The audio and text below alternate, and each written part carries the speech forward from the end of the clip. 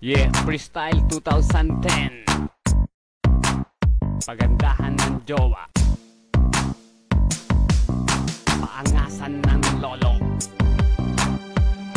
at kalakihan ng titi. Haha, sisimulan ko na ba? Here we go. Ako na mauna. Take one. Ang GF ko, kutis niya ay napakakinis. Yung GF mo, kutis ay parang sa atis. Ang GF ko, sunod sa akin sa isang bulong. Ang GF mo, mahaba ang buhok niya sa ilong. Kung tingin mo sa GF mo ay napakaganda, napakalaki naman ng kanyang panga. Tapos sasabihin mo na ang GF mo may cute face. Bakit ang Sunrocks ginagawa niyang toothpaste? Kung ang GF ko, Sunrocks ang ginagamit pang sitilyo, yung GF mo naman mukha ay parang ginanchilyo. Kaya wag ka na sa akin magmayabang, kasi ang GF mo pare ay napakatabang. Ang GF ko ay matabang, sa'yo naman maalat. Tapos yung kanyang balat ay napakakunat. Ang sukat ng kanyang utong ay 1 pulgada.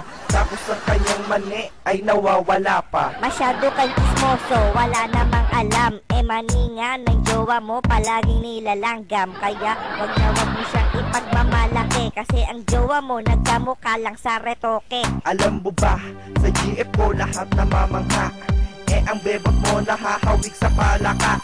Sabihin na natin na wala siyang mukha. Meron kaya mukha yun? Oo, meron niyang mukha. Meron nga. Oo, puro lang mukha. Take 2. Pagalingan ng lolo. Pagalingan lang ng lolo, panis ka sa akin. Dahil ang lolo ko, malaki ang utin.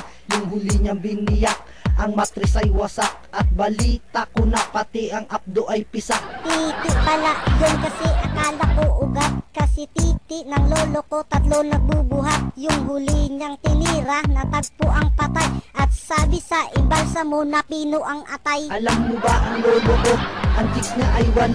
Pero Lunes hanggang Biyernes lang, iba pa Sabado. Ang lolo mo nakita ko, ang chicks niya ay pilay. At ako'y napasigaw, kala ko na buhay na patay. Sabi mo ang lolo ko, ang chicks niya ay pilay. Yung chicks nga ng lolo mo, nabubulok na yung puday. Mga mukhang standby doon sa Mart 1. At ang mga pek-pek nila'y may langgam. Yung lolo ko, malakas pa magbuhat. Ang lolo mo parang ugat ng duha. Para siyang may TV, angat na ang balikat. At kala mo pagong nasa likod may buhat. Sinong pagong? Yung lolo mo nasargo ang ilong. Natadtad ng galis at sa itlog may kurikong. Umugi lang ata iyan ng konti sa leon, pero wala pa rin pinag-iba, hawig siya nilikong. Take 3.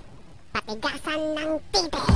Here we go. Kung patigasan lang ng titi, mas matigas ang akin. Lahat nasa sarapan kahit di na virgin. Di tulad ng sayo, ang titi mo'y malambot. Malambot, malambot, pati ang betlog. Paano mo naman nasabi na ang titi ko'y malambot? Baka kapag nakita mo to, ang puwet mo ay matakot. Ang titi ko'y tigasin, laging nakatayo. At tuwid na tuwid, di gaya ng sayo liko. At tuwid na tuwid daw ang titi ni Kungas.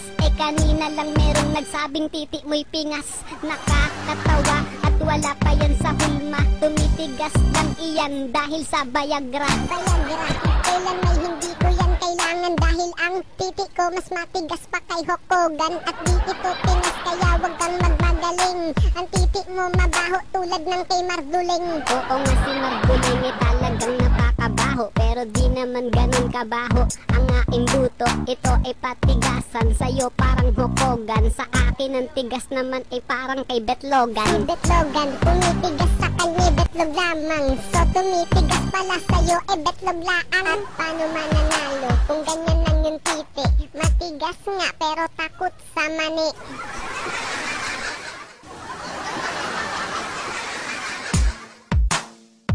Konsumisyon.